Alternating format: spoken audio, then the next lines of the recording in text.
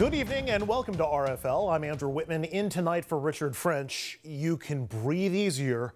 The conventions are over. And the countdown is on with Election Day now just 67 days away.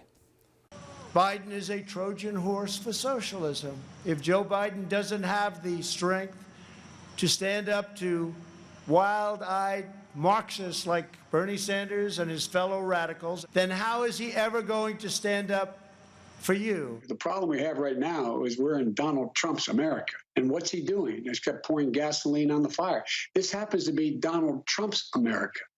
That's the contest. Those are the candidates, Donald Trump and Joe Biden, gearing up and teeing off on each other.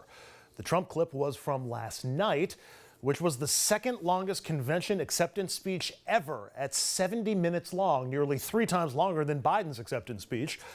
Only Trump's 2016 speech clocked in longer. And Trump's speech was an overwhelming success, at least according to Trump himself. Sending out this tweet, "Great ratings and reviews last night. Thank you." Mr. Trump showing some consistency here because, like much of his speech, his claim about ratings just isn't true. In fact, Joe Biden's acceptance speech drew a larger TV audience than President Trump did last night. Ouch. And if you read some of the headlines, the reviews weren't so hot either. Even pundits on Fox, including Chris Wallace and Brit Hume, said it was surprisingly flat and too long. Other headlines saying Trump botched it, calling it boring, and pointing out how much he lied.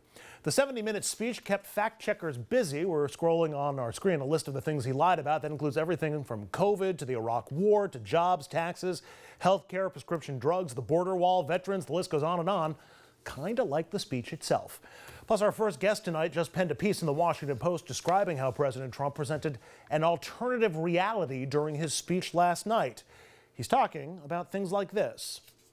We will rekindle new faith in our values, new pride in our history, and a new spirit of unity that can only be realized through love for our great country.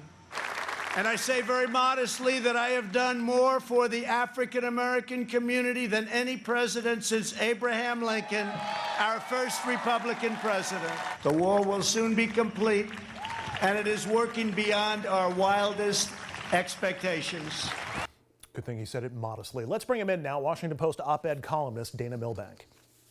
Dana, to me, in many ways, Trump's speech last night sort of encapsulated the entire convention, and not necessarily in a good way. He was fixated on Joe Biden, broke the record for mentioning his opponent by name, but as your colleague Phil Bump pointed out today, almost every mention of Biden was a lie or misleading. There was also the whitewashing of his own record, particularly on the virus. You summed it up in your column by saying that Trump presented the mother of all fabrications on the White House lawn. A rough week for the truth, wasn't it?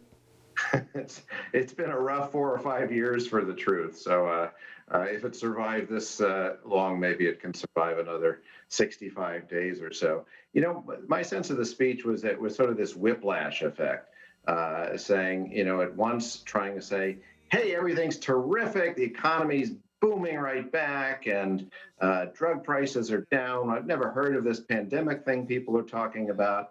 And then saying, but, you know, if you switch back to the Democrats, it's going to be a hell on earth.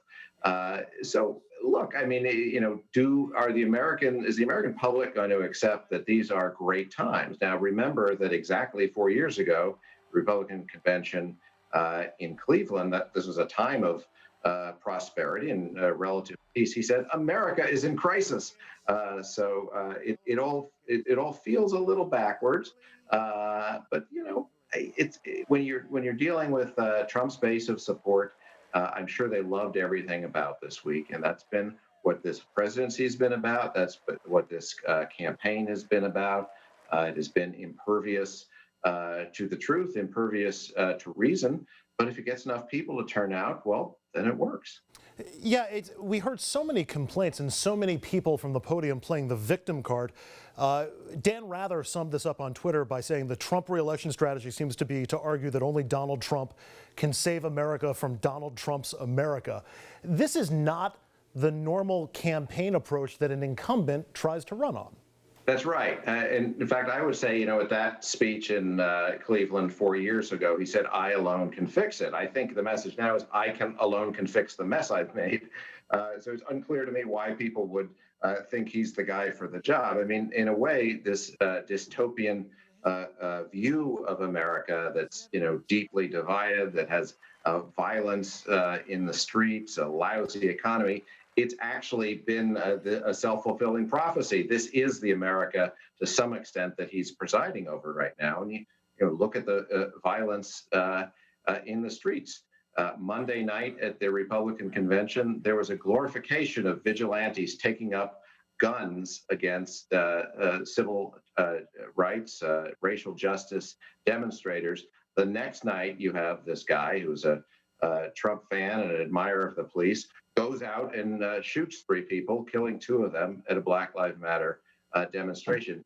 This is the president's rhetoric directly contributing to that violence in the street. So it's unclear how he's the guy to stop it. And on the president's biggest liability, the virus last night, I mean, it was like the virus is either part of the past or never really happened. And then the visuals last night, very few people wearing masks, no social distancing, no testing for people. I'm not sure if that's going to enhance their message that everything's okay on the virus, or if it just puts it in stark relief for people at home that they're completely on a different page from the rest of the country. Yeah, and then he also announcing that the vaccine's coming soon. I think people watching that would say, "Why do we need a vaccine?" Everybody there at the White House seems to be doing fine without masks and sitting cheek by jowl. Now, we're just hearing that some of the people who gathered for the beginning of the Republican convention in Charlotte are now coming down with the coronavirus. I suppose even though it was outdoors, that would help. Some of those 1,500 people on the White House lawn will, unfortunately, as odds would have it, some of them would come down with the virus as well, which is something we'll be talking about 5 days from now. I think the president, with the fireworks, with that huge set using the Washington Monument and the White House as a campaign backdrop, he was essentially creating a picture of how he would like the country to look like right now. Everybody's happy, everybody's together as if there were no pandemic. And if you want to go through that exercise of suspending disbelief, terrific. And there's a certain number of people in the country who are going to do that. But otherwise, you look around and say, are you better off than you were 4 years ago? How many people can honestly answer that? We're captives in our homes.